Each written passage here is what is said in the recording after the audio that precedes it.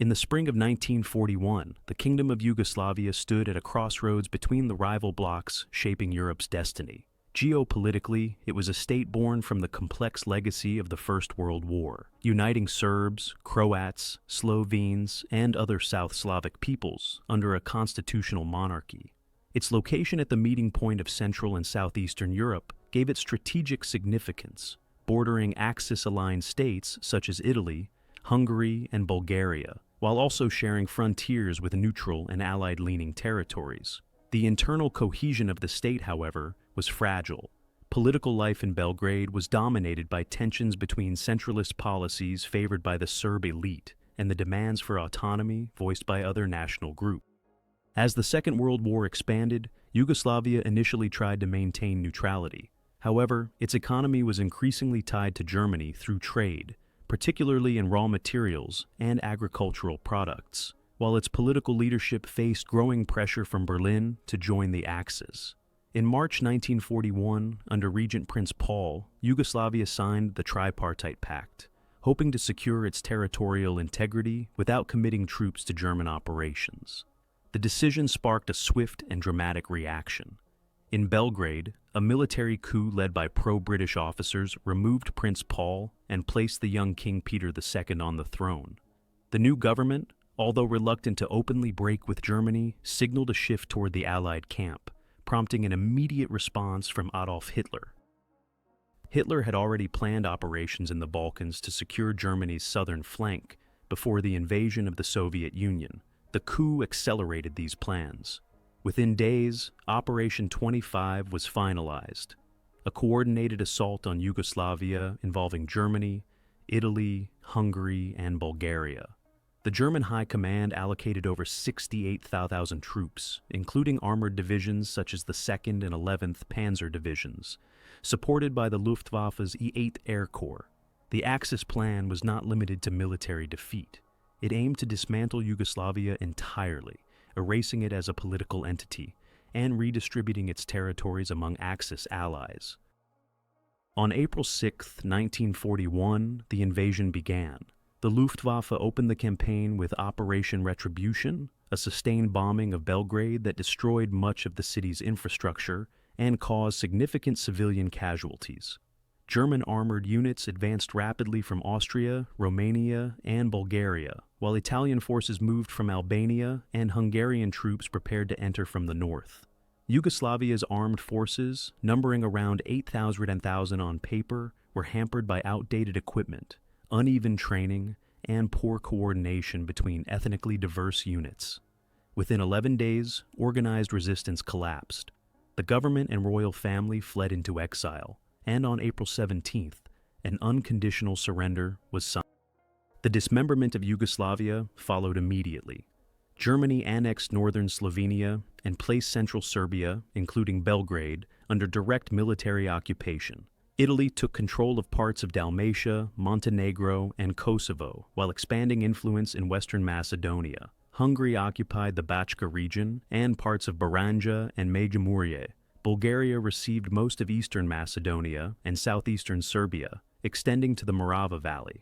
The remaining Serbian core was organized as the territory of the military commander in Serbia, a German-administered zone with limited local authority. This division reshaped not only political borders, but also economic systems, population movements, and the balance of power in the Balkans. The new reality placed Serbia between two powers in more than just geography. On one side was the German military apparatus, focused on extracting resources, maintaining security, and suppressing resistance. On the other was the growing influence of other Axis partners, Italy, Hungary, and Bulgaria, each pursuing its own strategic and ethnic objectives in annexed regions.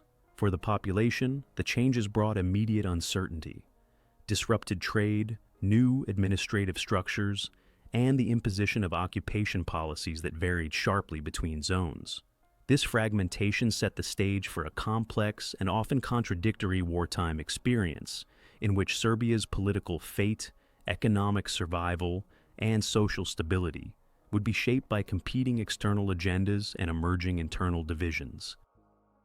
The German military administration in central Serbia was formally established in late April 1941 under the command of General der Flieger Helmuth Förster, later replaced by General der Infanterie Franz Böhme.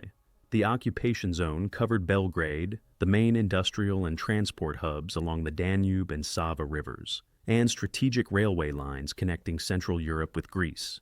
Germany's primary objectives in this territory were to secure vital communication routes to the Aegean, extract raw materials such as copper from the Bor mines, and suppress any armed resistance before it could threaten the wider Balkan front. Administration was exercised through a combination of direct military rule and the use of local collaborationist structures. Initially, the Germans relied on the Commissar government led by Milan Achimovic, composed of former Yugoslav officials willing to implement occupation policies. This body had no real autonomy and operated under strict German supervision. In August 1941, following the outbreak of a large-scale uprising, Berlin replaced the commissars with a more centralized puppet regime headed by General Milan Nedic, a former Yugoslav army officer. Nedic's government of national salvation was tasked with maintaining order, managing limited economic activity, and combating insurgent groups, but it remained entirely subordinate to the German military commander. Italian-occupied territories to the south and west functioned under a different model. In Kosovo and parts of Western Macedonia, Rome integrated the areas into its protectorate over Albania, promoting Albanian administration and expanding Italian police and gendarmerie presence. In Montenegro, the Italians initially proclaimed an independent state, but internal divisions, local resistance, and partisan activity forced them to retain direct military control. Italian forces were stretched thin, balancing suppression of uprisings with the logistical demands of garrisoning mountainous terrain. Hungary's annexation of Bachka and adjacent areas followed its own strategic and ethnic policies. The Hungarian government implemented land redistribution favoring ethnic Hungarians, encouraged settlement from other parts of Hungary, and introduced Magyarization measures in education, administration, and public life. Military units and gendarmerie maintained a strong presence, both to secure the frontier and to prevent cross-border partisan incursions from the German zone or from unoccupied areas of Serbia. Bulgaria's annexation of southeastern Serbia, including the Pirot and Vranja districts, was part of its broader goal of restoring territories lost after the Balkan Wars and the First World War. Sofia extended Bulgarian civil administration, language, and schooling into the occupied regions. Conscription of local youth into labor units and the requisitioning of agricultural produce were common features of Bulgarian policy. The Bulgarian army maintained garrisons along key transport corridors and cooperated with German security forces against partisan formations in border areas. This division of Serbian and former Yugoslav territory created a patchwork of occupation systems, each shaped by the political aims and strategic needs of the occupying power. Movement between zones was tightly restricted, with border controls, identity documents, and travel permits enforced to limit the spread of resistance.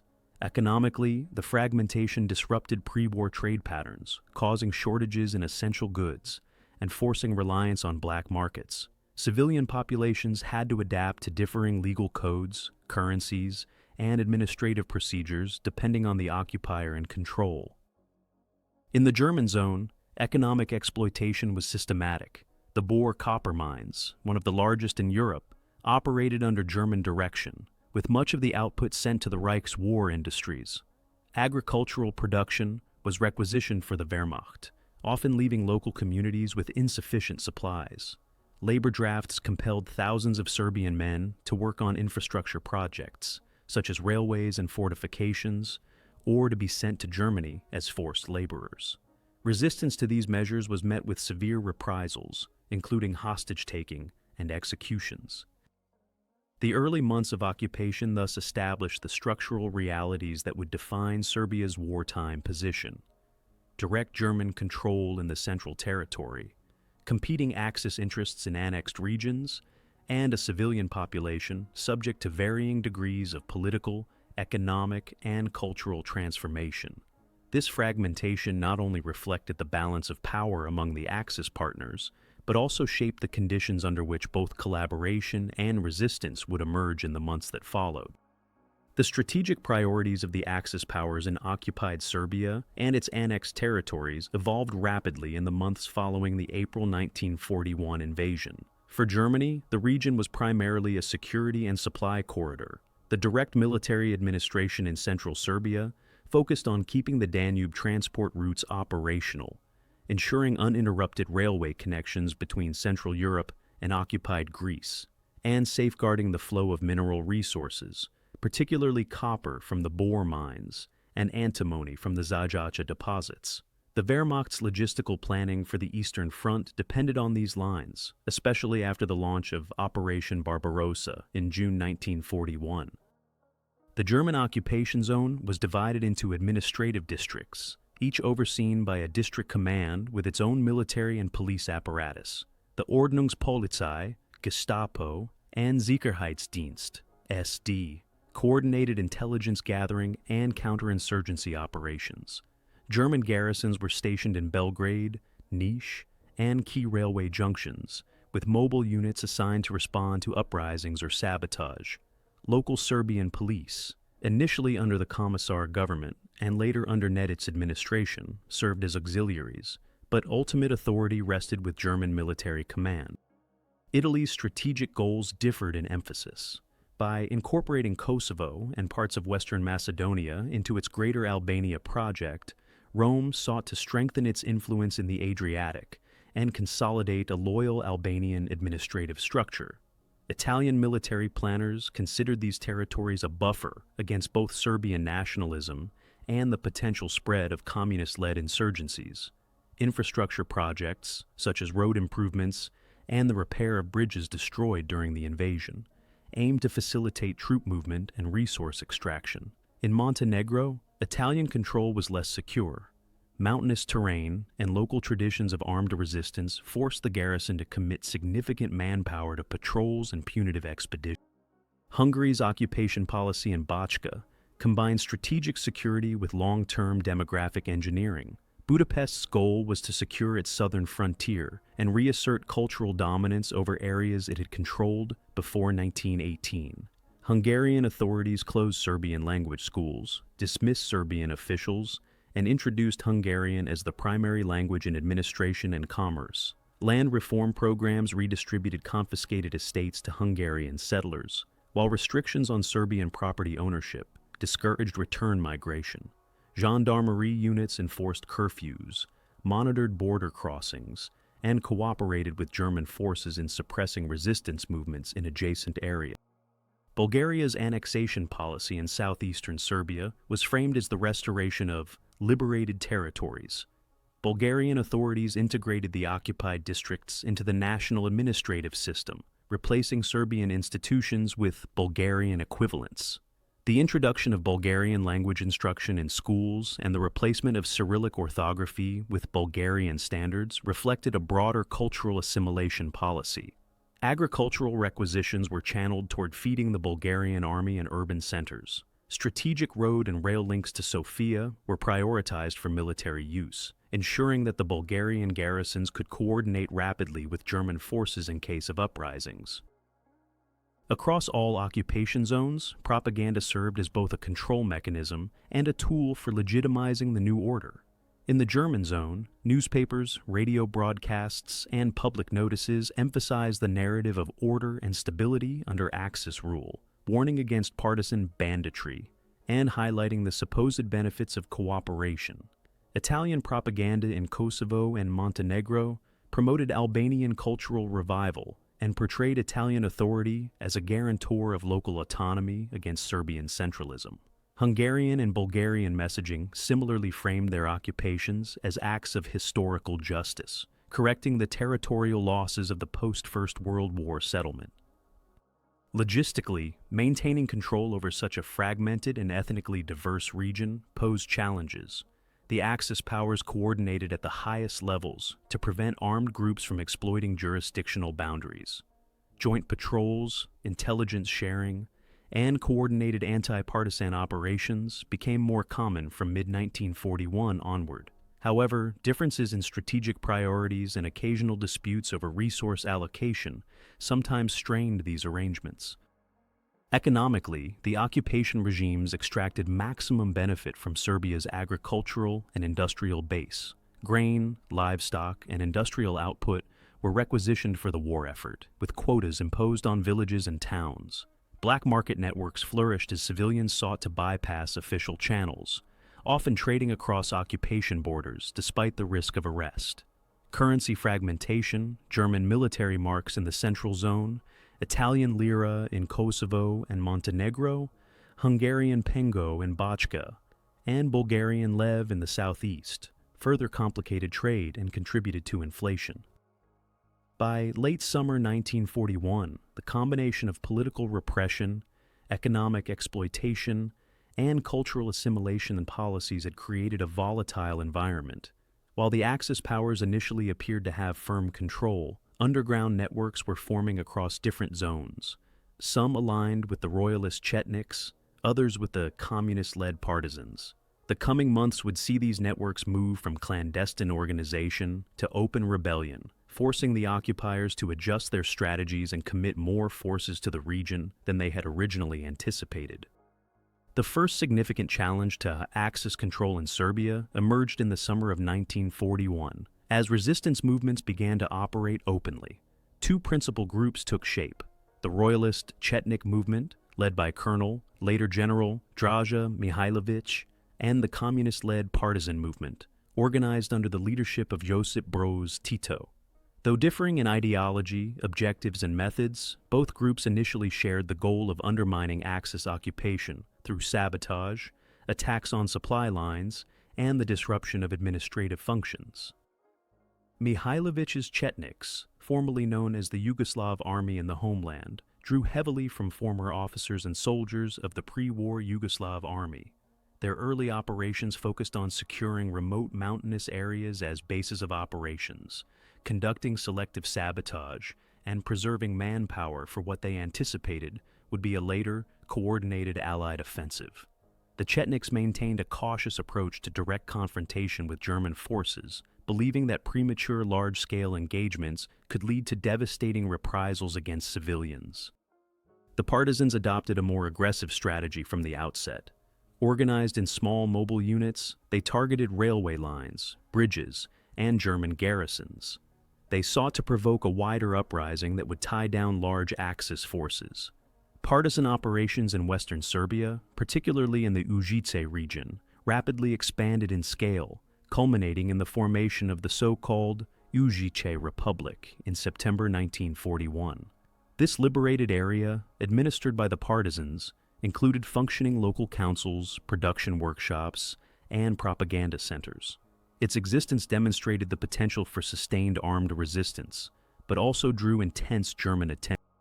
The uprising spread beyond the German zone, with varying intensity in Italian, Hungarian, and Bulgarian sectors. In Kosovo and Montenegro, Italian forces faced local Albanian militias allied with Rome on one side and armed insurgents hostile to occupation on the other. In Bachka, Hungarian authorities acted swiftly to suppress any signs of rebellion, deploying additional gendarmerie units and carrying out mass arrests. In Bulgarian-administered southeastern Serbia, resistance was more fragmented but included both local partisan units and cross-border support from central Serbia. The German response was immediate and severe. Commanders in Belgrade viewed the uprising as a direct threat to vital supply lines for operations in Greece and the Eastern Front. Reinforcements were brought in from Greece and occupied France, including elements of the 342nd and 125th Infantry Divisions. German doctrine in the Balkans emphasized deterrence through reprisals. For every German soldier killed, 100 hostages were to be executed. For every wounded soldier, 50 hostages. These measures, codified in occupation policy, were carried out in numerous reprisal actions during the autumn of 1941. One of the largest anti-partisan operations was launched in October 1941 against the partisan stronghold in western Serbia. The combined forces of the German army, supported by Nedic's Serbian State Guard and collaborationist auxiliaries, pushed into the Užice Republic. The offensive involved coordinated infantry assaults, artillery bombardments, and the use of aircraft for reconnaissance and strafing runs. By late November, the partisans were forced to retreat across the Drina River into Italian-occupied Bosnia, effectively ending the liberated territory's existence. The Chetniks' position during this period became more complicated. Initial tactical cooperation with the partisans gave way to ideological and strategic differences, particularly over the scale and timing of attacks on German forces. Tensions escalated into open conflict between the two movements by late 1941, fragmenting the resistance and providing the occupiers with opportunities to exploit divisions. The Chetniks sought accommodation with the Germans in some areas to focus on combating the partisans, while still maintaining contact with the Yugoslav government in exile and the British. In other occupation zones, anti-partisan measures reflected local priorities. Italian forces in Montenegro conducted large sweeps through rural areas, often burning villages suspected of aiding insurgents. Bulgarian units in southeastern Serbia coordinated with German commands to cut off partisan supply routes, while Hungarian forces in Bachka combined police raids with population control measures, including curfews and forced relocations. By the end of 1941, the initial phase of the resistance had been contained, but at a high cost in manpower for the Axis, and with severe consequences for civilians. Tens of thousands were displaced, hundreds of villages were destroyed, and reprisals claimed thousands of lives. The uprisings revealed the vulnerability of Axis control in the Balkans and forced a shift in strategy toward more permanent garrisons, improved intelligence networks, and a greater reliance on local collaborationist forces to maintain order. This escalation also set the stage for a prolonged and complex conflict in which ideological rivalry within the resistance would be as decisive as the confrontation with the occupiers themselves. By early 1942, the Axis occupation authorities in Serbia and the surrounding annexed territories had adapted their approach to counter the renewed threat of insurgency. The German military command in Belgrade prioritized establishing a stable network of collaborationist forces capable of handling day-to-day security, freeing German units for mobile anti-partisan operations. The Serbian State Guard, expanded under Nedic's administration, grew to approximately 2,000 men, organized into regional detachments with both policing and combat roles. Alongside it operated the Serbian Volunteer Corps under Dimitrije Ljotić, a paramilitary formation ideologically aligned with the German war effort, trained and equipped by the Wehrmacht. The Germans also enhanced their intelligence apparatus. The Gestapo and Sicherheitsdienst expanded their informant networks, infiltrating resistance cells and monitoring suspected sympathizers. Special focus was placed on railway hubs, industrial sites, and communication lines, as these had been primary targets for sabotage in 1941. Patrols along the Danube and Sava rivers were reinforced to prevent the smuggling of arms and supplies into insurgent areas. Checkpoints, curfews, and mandatory identity documentation became routine, further restricting civilian movement. In Italian-occupied zones, the emphasis was on balancing military control with political influence.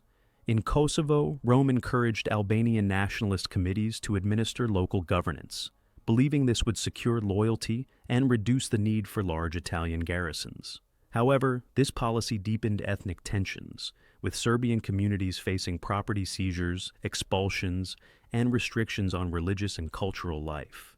In Montenegro, Italian forces undertook large-scale counterinsurgency operations in early 1942, deploying over 6,000 troops in combined sweeps against partisan strongholds in mountainous areas.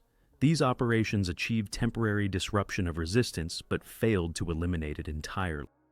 Hungary's strategy in Bachka continued to center on demographic restructuring and strict security measures. Hungarian gendarmerie units, reinforced by regular army detachments, carried out raids against villages suspected of aiding resistance fighters. The January 1942 raid in the southern Bachka towns of Novi Sad and surrounding settlements resulted in mass civilian deaths, officially presented as an anti-partisan action but widely regarded as indiscriminate.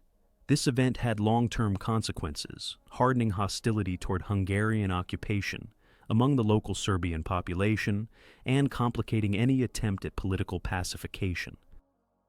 Bulgaria maintained a heavy garrison presence in southeastern Serbia, using both military units and police to enforce requisitions and prevent the spread of armed groups from central Serbia. Bulgarian authorities emphasized cultural assimilation policies, expanding Bulgarian language schools and replacing Serbian administrative personnel. At the same time, they coordinated with German commands for joint operations against partisan units operating near the Vranja and Pirot districts, aiming to prevent the consolidation of cross-border resistance networks.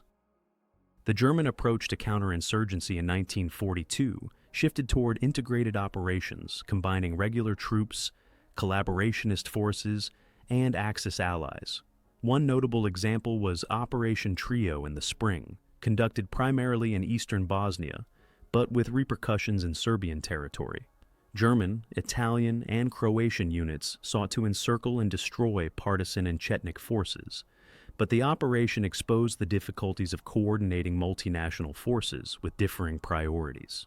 While German commanders aimed for the physical elimination of armed groups, Italians were often more cautious, and local collaborationist units sometimes acted in their own political interests. Economically, the occupiers sought to stabilize production while maintaining high levels of extraction for the war effort. The Bor copper mines increased output under German technical supervision, with production reaching levels sufficient to supply key industries in the Reich. Agricultural quotas were strictly enforced, with penalties for shortfalls ranging from fines to confiscation of property. In urban centers, shortages persisted, and inflation worsened due to the circulation of multiple currencies and the black market's dominance in consumer goods distribution. Propaganda efforts intensified during this period, with each occupying power promoting narratives suited to its strategic aims. German broadcasts and newspapers portrayed Nedic's regime as the protector of the Serbian people from Bolshevik chaos and Western betrayal.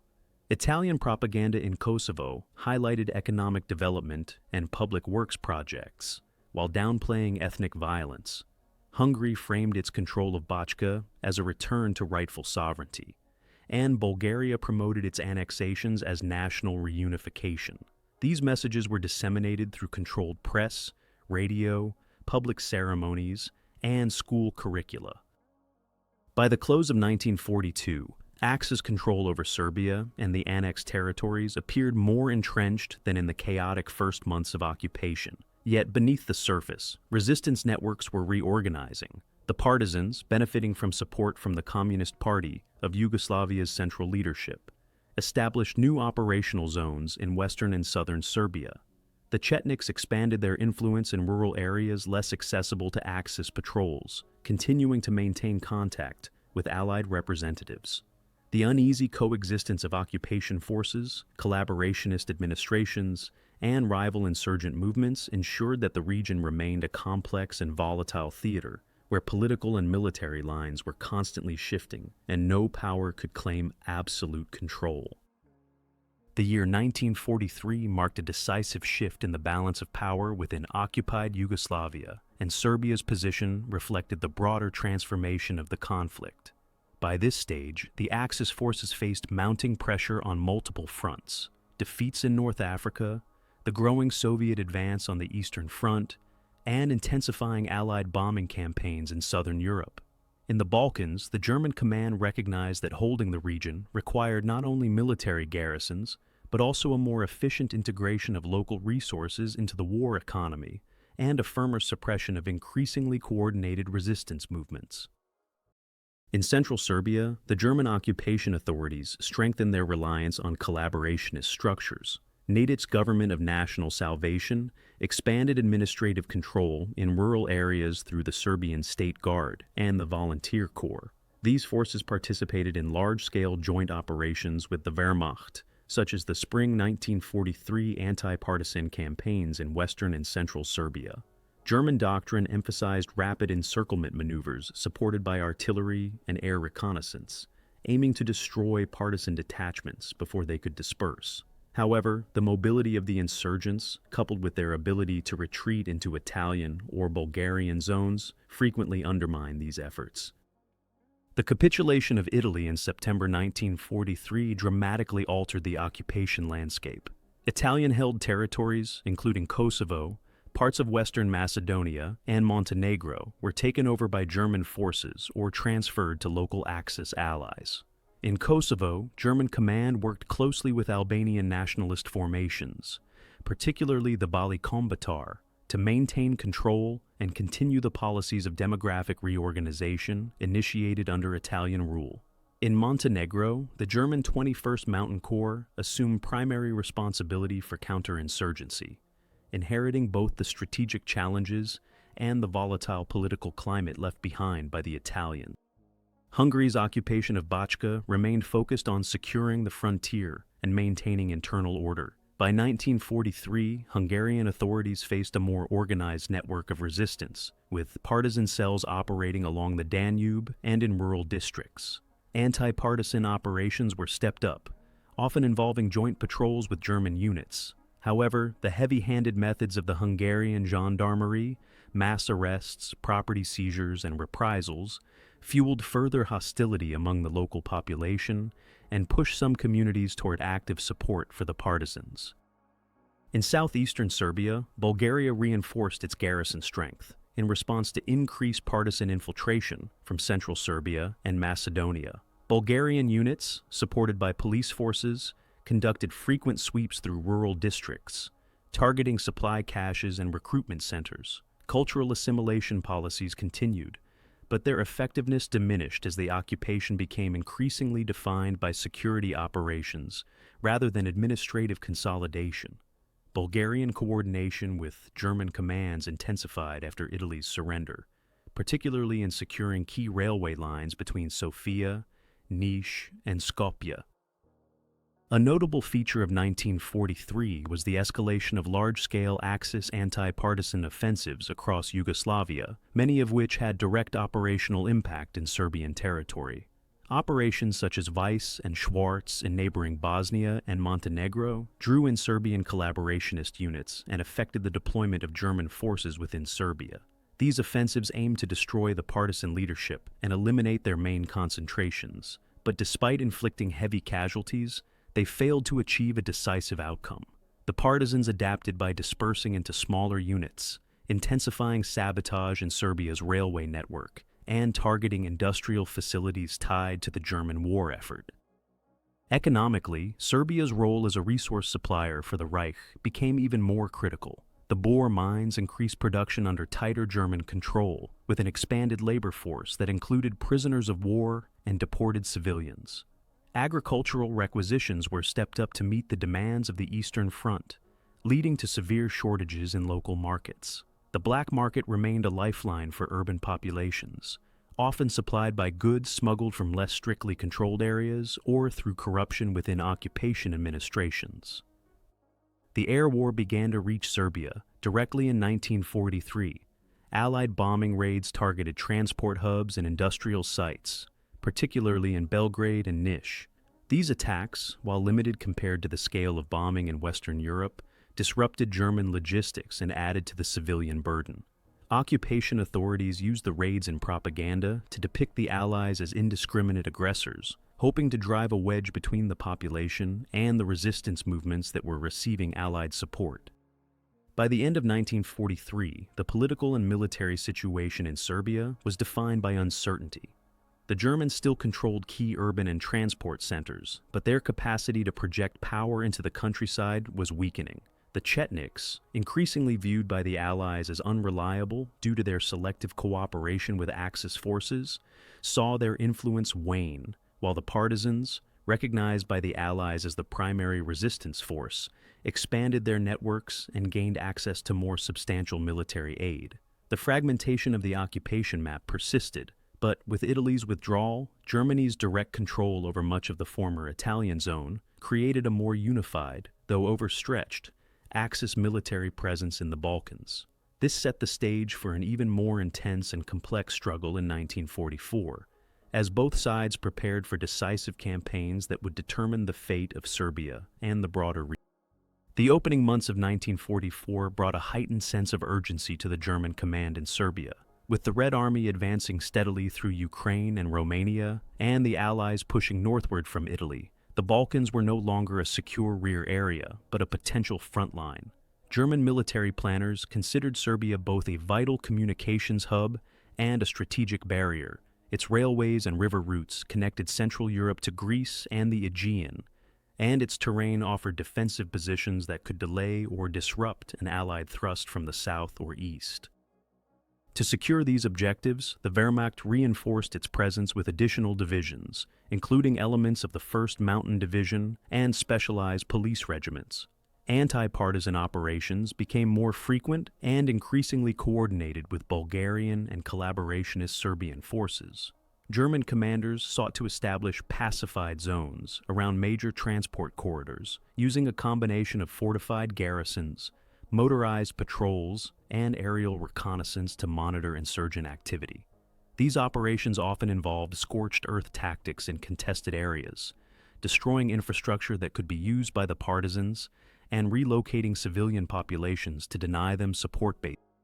The Chetnik movement, still active in many rural parts of Serbia, found itself under increasing pressure.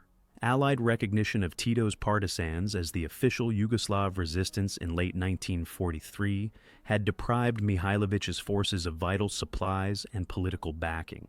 Facing resource shortages, the Chetniks relied more heavily on local arrangements with Axis forces to preserve their strength and maintain territorial control against the partisans. This policy deepened the rift between the two resistance factions, and in some regions, the conflict between Chetniks and partisans became more intense than the struggle against the occupiers themselves. The partisans, meanwhile, expanded their operational capacity in Serbia, benefiting from improved coordination with their forces in Bosnia, Montenegro, and Macedonia. By spring 1944, they were conducting simultaneous attacks on railway lines, bridges, and garrisons, aiming to disrupt German logistics and force the diversion of troops from other fronts. The establishment of liberated zones in western Serbia, though often temporary, allowed the partisans to reorganize, train recruits, and expand political structures such as the National Liberation Committees, which acted as proto-governments in areas outside Axis control. The German response included several large-scale operations, one of the most notable being the April-May 1944 anti-partisan offensive in western Serbia and eastern Bosnia. This involved German, Bulgarian, and collaborationist Serbian forces attempting to encircle partisan formations. Despite inflicting casualties and capturing equipment, the offensive failed to destroy the core partisan units, which managed to break through the encirclement and withdraw to prepared fallback positions. The fluidity of these engagements underscored the difficulty the Axis faced in bringing the guerrilla war to a decisive conclusion. Bulgaria's role in southeastern Serbia grew in importance during 1944. Bulgarian units were tasked with securing the Niš-Sofia corridor and preventing partisan infiltration from Macedonia and Kosovo. As the Soviet advance approached the Balkans, Sofia's political position began to shift. But until September 1944, Bulgarian forces remained formally allied with Germany and participated in joint operations. They also continued enforcing requisitions and assimilation policies in the occupied districts, though these measures were increasingly met with passive resistance and desertions. In Bachka, Hungarian control persisted, but by mid-1944, the Hungarian army faced manpower shortages and growing unrest in its rear areas. Partisan activities in the Danube Basin increased, and German liaison officers took a more direct role in coordinating security measures. Hungarian authorities struggled to maintain both the military occupation and the program of Magyarization, as the war situation eroded administrative capacity and morale. The broader strategic environment in the Balkans shifted sharply in the summer of 1944. The Allied landing in southern France, the Soviet advances into Romania, and the collapse of Axis positions in Greece created the prospect of Serbia becoming a battleground between retreating German forces and advancing Allied or Soviet troops. German high command began contingency planning for withdrawals through Serbia toward Hungary and Austria, while still attempting to hold key lines as long as possible to delay the inevitable. Civilian life in Serbia during this period was marked by heightened insecurity. German requisitioning of food and resources intensified, as did forced labor conscriptions for fortification projects. Allied air raids on Belgrade, Niš, and other strategic targets increased in frequency, aiming to disrupt transport and weaken German defensive preparations. These raids caused significant civilian casualties and destruction, further straining the population's resilience. Propaganda from all sides sought to influence public opinion. German media emphasized the threat of Bolshevik occupation, the partisans promoted liberation and social revolution, and the Chetniks appealed to royalist and nationalist sentiment. By late summer 1944, it was clear to both occupiers and resistance forces that Serbia's role in the war was entering its final phase. The question was no longer whether German control could be maintained, but how quickly and under what conditions it would collapse. The approaching convergence of Soviet, partisan, and possibly other Allied forces created a volatile and unpredictable situation in which military, political, and strategic calculations would rapidly change in the months ahead. September 1944 marked a turning point for Serbia as the strategic situation in the Balkans shifted decisively against the Axis. The Soviet Red Army's advance through Romania and Bulgaria altered the balance almost overnight. On 8 September, Bulgaria formally switched sides, declaring war on Germany and ordering its troops to cease cooperation with German forces. This political reversal immediately undermined the German defensive network in southeastern Serbia, where Bulgarian units had been securing the Niš-Sofia corridor. Within days, Soviet and Bulgarian forces began coordinated operations aimed at cutting off German withdrawal routes through the Morava Valley. The German High Command recognized the danger of encirclement and issued orders for a phased withdrawal from southern Serbia, prioritizing the evacuation of heavy equipment, stockpiled resources, and administrative personnel. The Wehrmacht concentrated its remaining forces, including the 1st Mountain Division and the 7th SS Volunteer Mountain Division Prince Eugen, to cover retreat routes toward Belgrade and the northern plains. These formations were tasked with delaying actions, blowing bridges, mining roads, and holding key towns long enough to allow the main body to escape toward Hungary. For the partisans, this moment offered an unprecedented opportunity. Tito's Supreme Headquarters coordinated with the Soviet Third Ukrainian Front under Marshal Fyodor Tolbukin to launch a joint offensive aimed at liberating Belgrade and central Serbia. By early October, Soviet armored and mechanized units had crossed into Serbian territory, supported by partisan formations that provided local intelligence, guided assaults, and secured flanks. The combined force applied pressure along multiple axes, one advancing from the east through Niš, another from the south toward Kragujevac, and a northern thrust aimed directly at Belgrade. In the north, Hungarian forces in Bachka faced the threat of partisan incursions and Soviet advances from the direction of the Tisa River. German liaison officers urged Budapest to commit additional troops to defend the area, but the Hungarian army was overstretched and increasingly demoralized. Partisan detachments exploited the weakness by targeting garrisons and severing communications, while preparing to link up with Soviet forces once they entered Vojvodina. The liberation of Niš on 14th of October by Bulgarian and Soviet troops, with partisan support, was a significant milestone. The city's capture disrupted German control of the main east-west transport corridor and forced a rapid reconfiguration of their defensive positions.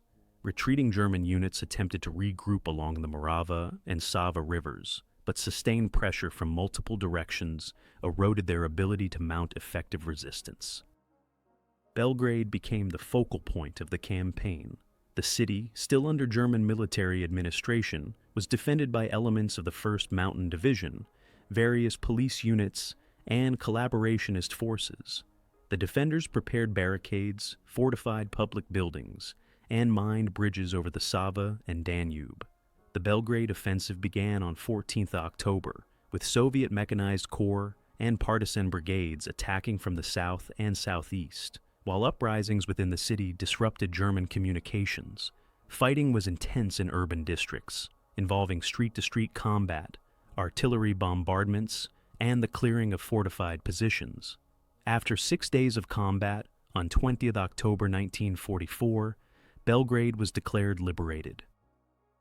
The German retreat from Serbia became a broader withdrawal from the Balkans. Columns of troops, vehicles, and horse-drawn supply trains moved northwest toward Bosnia and into Hungary under constant attack from partisans and subjected to Allied airstrikes. Losses in men and materiel during these movements were considerable, further weakening the German position in southeastern Europe. For the collaborationist Nedić regime, the liberation of Belgrade marked the end of political existence. Nedić and his ministers fled with retreating German forces, some making their way to Austria or Germany, others being captured by partisans. In Kosovo and other areas still under German-aligned Albanian control, local militias attempted to maintain positions against partisan advances, but with German support collapsing, these efforts quickly faltered.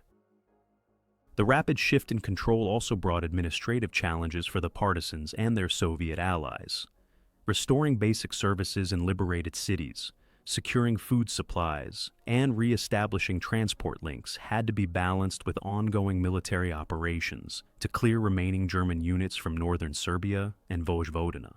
Political consolidation was also a priority. The partisans moved quickly to establish national liberation committees as provisional governments, integrating them into the emerging federal structure of post-war Yugoslavia. By late October, most of Serbia was under partisan and Soviet control, though pockets of German resistance persisted in the north and along the western frontier. The liberation campaign had combined large-scale conventional operations with guerrilla tactics, demonstrating the adaptability of the partisans when working alongside a modern mechanized army. The outcome not only removed Serbia from Axis control, but also positioned it as a central staging ground for further Allied advances into Hungary and the final operations in the Balkans. The final months of 1944 and the opening weeks of 1945 saw Serbia fully integrated into the broader Allied effort in southeastern Europe. With Belgrade liberated in October, the combined Soviet partisan forces turned their attention to the northern plains of Vojvodina and the approaches to the Danube and Tisa rivers, where German units were still attempting to delay the Allied advance toward Hungary. These areas, particularly Bačka, Banat, and Baranja, had been under Hungarian control since 1941, but by late 1944, the Hungarian army was in retreat and the Wehrmacht had assumed direct responsibility for the defense. The German strategy in northern Serbia was to hold as long as possible along natural defensive lines, using the rivers and marshes to slow mechanized forces. Units from Army Group E, retreating from Greece and southern Yugoslavia, moved through the region, joining elements of the German 2nd Panzer Army to form rearguard positions. Defensive works included trench systems, fortified villages, and minefields along likely avenues of advance. However, the combined pressure of Soviet armored spearheads, partisan infantry brigades, and continuous airstrikes from the Red Air Force made these positions increasingly untenable. In November 1944, the Battle of Batina on the Danube marked one of the key engagements of this phase. Soviet and partisan forces sought to force a crossing into Baranja and open the route toward the Hungarian city of Pec. The Germans, supported by remnants of Hungarian units, resisted fiercely using the elevated terrain and fortified houses to mount counterattacks. After nearly 3 weeks of fighting, the Allies secured the area, forcing the Axis to withdraw further into Hungary. This battle demonstrated the transition in the Balkans from mobile guerrilla warfare to set-piece battles involving large formations and heavy weaponry. In the Banat region, formerly under direct German administration, the retreat was more chaotic. Collaborationist forces that had served in German security units attempted to flee with the Wehrmacht, while others surrendered to the partisans. The partisan command, following the liberation, moved quickly to dismantle occupation-era structures, arrest suspected collaborators, and establish local organs of the new government. Land and property confiscations targeted those who had benefited from Axis rule, redistributing resources in line with partisan political goals. In Kosovo, the withdrawal of German troops in late 1944 left a volatile situation. Albanian nationalist formations that had cooperated with the Axis attempted to resist the incoming partisan units, leading to localized clashes. The partisan leadership prioritized securing key transport links from Kosovo into central Serbia and Macedonia, both to ensure internal communications and to support continued operations in the Western Balkans. By early 1945, most organized armed resistance in Kosovo had been suppressed, though tensions over governance and ethnicity remained unresolved. Logistically, liberated Serbia became a critical supply and staging area for further offensives into Hungary and Austria. The reconstruction of rail lines, bridges, and river ports proceeded under combined Soviet-Yugoslav direction. Repair crews worked alongside military engineers to reopen the Belgrade-Budapest railway and restore Danube shipping capacity. Airfields in Serbia hosted Soviet fighter and bomber units, which supported operations on the Hungarian plain and interdicted remaining Axis transport routes in the region. The winter of 1944-45 was harsh, complicating military and civilian recovery efforts. Food shortages persisted despite the end of Axis requisitioning, as agricultural production had been disrupted by years of occupation and the recent fighting. Housing damage in Belgrade, Niš, and other urban centers left thousands displaced.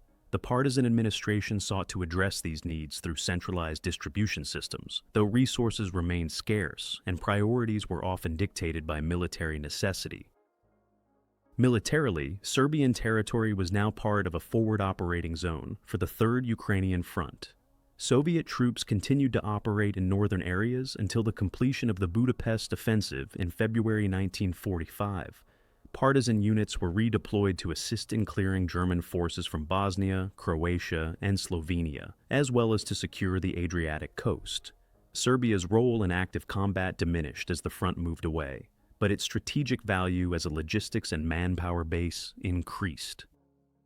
By March 1945, the last German troops had been pushed out of all Serbian territory. The military liberation, however, was accompanied by a complete transformation of political authority. The partisan movement, now recognized as the government of Yugoslavia, consolidated its hold through the establishment of people's committees and the integration of Serbia into the federal framework envisaged by the Anti-Fascist Council for the National Liberation of Yugoslavia, AVNOJ. The end of occupation thus also marked the definitive end of the pre-war political order, with the monarchy in exile and Serbia positioned as one of the core republics in the emerging socialist federation. By the time the war in Europe approached its conclusion in May 1945, Serbia had transitioned from a fragmented, multi-occupied territory to a unified part of a new state aligned with the Soviet sphere. Its wartime experience, defined by Axis invasion, division among multiple occupiers, armed resistance, reprisals, liberation, and political transformation, had reshaped its society, economy, and role in the Balkans for the decades to come. The legacy of Serbia's position in the Second World War was shaped by the complex interplay of military occupation, resistance, collaboration, and the geopolitical shifts that followed liberation. The dismantling of Yugoslavia in April 1941 had placed Serbia in the center of overlapping Axis ambitions, with Germany, Italy, Hungary, and Bulgaria each pursuing distinct strategic and political agendas. The result was a patchwork of occupation regimes that differed in administrative structure, economic policy, and cultural objectives, but which all contributed to the fragmentation of political authority and the disruption of pre-war economic and social systems. For the German Reich, Central Serbia had been a critical security and resource zone, ensuring control over Danube transport routes, strategic railways, and the Bor copper mines. Italian policy in Kosovo and Montenegro had combined military occupation with the encouragement of local nationalist movements, aiming to secure loyal allies in the region. Hungary's annexation of Bachka was marked by demographic engineering and attempts at cultural assimilation, while Bulgaria's incorporation of southeastern Serbia pursued territorial integration and language reform. Each occupation force justified its actions through propaganda, framing annexations and administrative changes as historic corrections or measures to maintain stability, even as economic extraction and political repression intensified. The experience of civilians was defined by scarcity, uncertainty, and the constant threat of violence. Economic requisitioning, forced labor, currency fragmentation, and restrictions on movement were common across all zones, though their intensity varied. The population also faced the dangers of armed conflict between occupiers and resistance groups, and, increasingly, between rival factions within the resistance itself. The reprisals of 1941, the deportations, and the destruction of villages during anti-partisan operations left deep demographic and psychological scars. The resistance movements, royalist Chetniks and communist-led partisans, represented divergent visions of Serbia's future. The Chetniks sought the restoration of the monarchy and prioritized preservation of national forces for a future decisive moment, while the partisans advocated revolutionary change and pursued a strategy of continuous armed struggle. Their rivalry, escalating into open conflict, fragmented anti-Axis efforts, and complicated Allied support. The eventual Allied decision to back the partisans decisively shifted the balance of power, aligning Serbia's liberation with the broader communist-led reconstitution of Yugoslavia. The military liberation in late 1944, achieved through the joint operations of the partisans and the Soviet Red Army, brought rapid political transformation. Pre-war political elites and collaborationist leaders fled or were arrested, and new administrative structures, national liberation committees, were established to integrate Serbia into the emerging federal Yugoslav state. The monarchy was formally abolished in November 1945, replaced by the Federal People's Republic of Yugoslavia under the leadership of Josip Broz Tito. Serbia became one of its 6 constituent republics, with Belgrade as the federal capital. Post-war reconstruction faced formidable challenges. Infrastructure damage from years of sabotage, reprisal, and bombing had crippled transport and industry. Agricultural production had been disrupted by requisitions, labor shortages, and the displacement of rural populations. The new authorities launched land reforms, nationalized major industries, and implemented centralized economic planning to rebuild the country along socialist lines. The presence of Soviet troops in northern Serbia until early 1945 underscored the shift in geopolitical orientation toward the Eastern Bloc, though Yugoslavia would later pursue a more independent course. Historically, the wartime division and occupation of Serbia influenced not only the immediate post-war settlement, but also long-term political and social dynamics. The memory of Axis occupation zones, the policies implemented by each occupying power, and the patterns of collaboration and resistance became part of Serbia's collective historical narrative. In the decades that followed, these experiences were interpreted and reinterpreted through shifting political lenses, shaping public understanding of national identity, wartime sacrifice, and the legitimacy of the post-war order. Commemorations of the war in socialist Yugoslavia emphasized the unity and heroism of the partisan struggle, downplaying the internal divisions and the complexities of local collaboration. Monuments, school curricula, and state ceremonies reinforced a narrative of liberation through socialist revolution, with Serbia presented as both a battlefield of decisive importance and the political center of the new federal state. At the same time, some aspects of wartime experience, particularly the scale of reprisals, the fate of minority communities, and the nature of inter-resistance conflict, remain sensitive topics, often addressed selectively or within controlled contexts.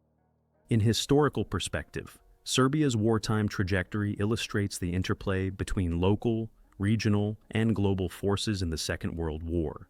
Positioned between multiple powers, fragmented by occupation, and contested by rival political movements, the country experienced the war as both a struggle for survival and a crucible for state transformation. The legacy of these years continued to influence political debates, foreign policy orientation, and regional relations long after the guns of 1945 fell silent, marking the period as one of the most formative in Serbia's modern history.